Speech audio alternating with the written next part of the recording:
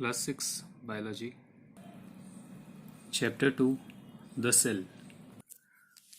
So students, every living organism, it is made up of cells, as you can see in this warm-up activity also. So the smallest unit is cell. Later on, several cells join together to form a group of cells called tissue. So this is a tissue level, and thereafter several tissues they join together to form an organ. In this case, this is a diagram of a heart, and then several organ they come together to form an organ system. For example, here you can see this is a organ system. Which organ system? This is a digestive system. So here you can see stomach is there, liver is also there, then a small intestine in between this part, and the large intestine is also there. You can see the pancreas also. Okay, so together different organs like small intestine, large intestine, liver, pancreas, stomach, they come together to form a digestive system, and several systems of the body later on join to become a organism. So in this case, this one is for the human. So just as houses are made up of bricks, similarly all living organisms, whether plants, animals or human beings, they are made up of cells. So we can say that cells are the basic unit of life. That is, the cells are the building blocks of living organism. Any function performed by an organism is an outcome of the activity of cells in its body. Cells perform all life functions. Thus we can say that the cell is the structural as well as the functional unit of living organism. It is the smallest unit of life that can exist independently. Okay, so all the living functions it can be present in a single cell. Now students, cells are very small structures and we cannot see them with our naked eyes.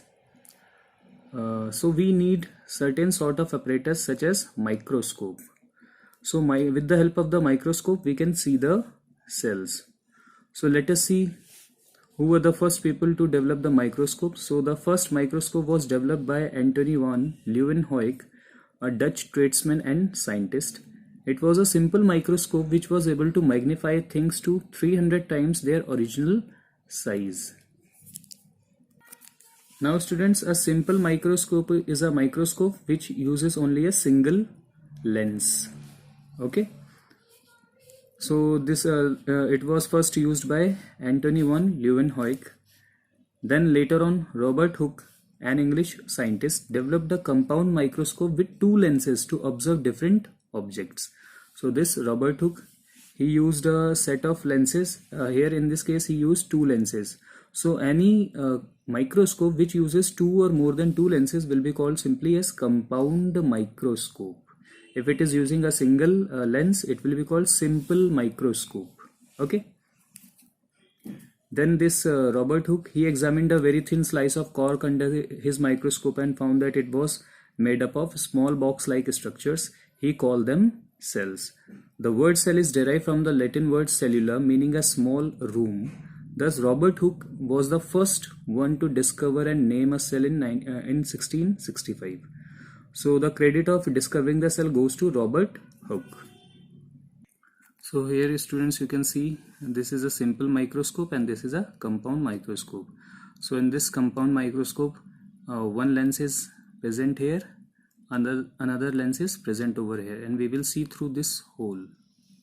Okay, and our apparatus or specimen will be this specimen will be kept over there. Okay, the thing which we want to see, it will be kept over this platform. Later on, with the invent of the microscopes, we got the idea about the word of the microscopic cells.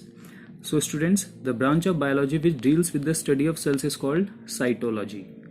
Okay, and as the advancement were made, we could see some more inside picture of the cells, like several organelles we were able to see. And later on we developed also the cell theory. So let us see who were the persons involved in the formulation of this cell theory. They were Matthias Jakob Schleiden, then Theodor Schwann, then Rudolf Karl Virchow. So these three people, they formulated the cell theory. And let us see what were the postulates of this cell theory. Here you can see the main points of the cell theory are as follows. All living beings are made up of cells. Cells are the basic structural and functional unit of all living beings. New cells arise by the division of pre-existing cells. So here you can see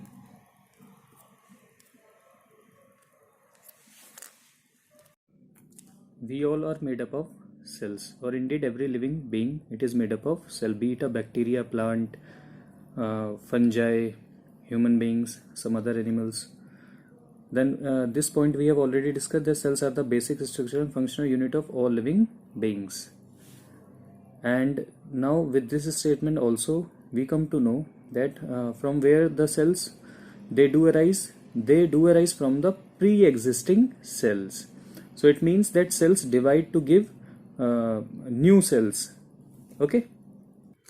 Now students, cells in an organism, they can vary in number, they can vary in shape as well as in size. So let us see. So in case of number of cells, the organism can be unicellular organism or multicellular organism. In case of unicellular organism, it is made up of only single cell, and in case of multicellular organism, it is made up of more than one cell. Okay, and the multicellular examples you know it is plant, animals, and the unicellular example they can be like amoeba, paramecium, euglena, all the bacteria. They are unicellular organisms, means they are made up of only one cell. Then depending on their function, they have got different shapes also. The shape of different cells is determined by the functions they perform. Therefore cells show a great variation in their shape. Like some cells are oval, some are irregular, means they do not have any particular geometry or shape. Some are oblong, some are elongated, some other are thread-like, some are like cubical or rectangular. So in this figure 2.4, you can see several shapes are present over there. So like muscle cells, it looks like this. The sperm cell, it looks like this. The paramecium, it looks under the microscope like this. Leaf cell, okay, chlamydomonas, white blood cells. So depending students on their function, there can be different shapes of the cells. Then size of cells also. The size of cells is measured in micrometer or micron. This is the symbol of micron. 1 micron is equal to 1,000th of a millimeter. Now cells show great range in their sizes. Most cells are microscopic and can be seen only under a powerful microscope. So here you can see also they have got different sizes also.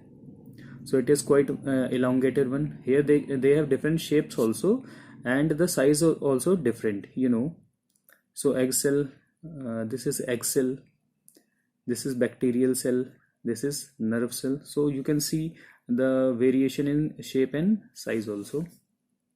So this smallest cell, such as that of bacteria, it is in this range 0.2 to 0.5 micron in diameter. Okay, and our RBC, it is having this range 6 to 8 micrometer, and this RBC is the smallest cell in our body. Then an ostrich egg is the largest cell. It measures about 23 centimeter, and this is quite big one, ostrich egg, and we can see it with the naked eye. Although somewhere I already explained you that cells are very microscopic and we cannot see them with the naked eyes, but this is an exceptional case where we can see the egg cell of the ostrich with the naked eye. Okay, and the longest cells are the nerve cells. In an elephant, nerve cells are as long as 3 meter. Now students, you have the idea how much this measurement is. 3 meter, it is quite long. So that much long is the nerve cell in case of elephant. Now this is test yourself. So this you can complete in your copy on this book only. You fill up, you write these fill-ups with pencil here only.